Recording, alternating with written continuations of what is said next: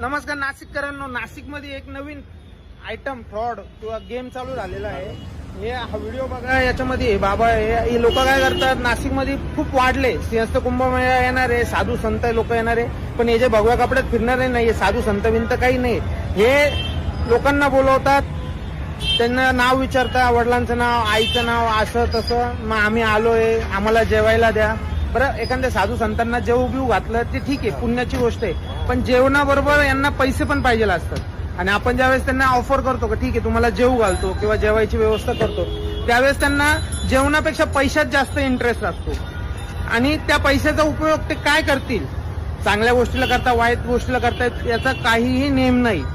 त्यामुळं अशा लोकांपासून, या बाहेरून उत्तर प्रदेशमधून, बिहारमधून येणाऱ्या सो कॉल्ड नकली साधू लोकांपासून नाशिककरांना सावध राहा. येत्या काही काळामध्ये महाराष्ट्रातील नाशिक शहरामध्ये जो कुंभमेळा होणार आहे तो खूप भव्य दिव्य होणार आहे, पण त्याआधी काही साईड इफेक्ट्स अशा प्रकारे येत आहेत. तर कृपया नाशिककरांनी यांच्यापासून सावध राहा, काळजी घ्या.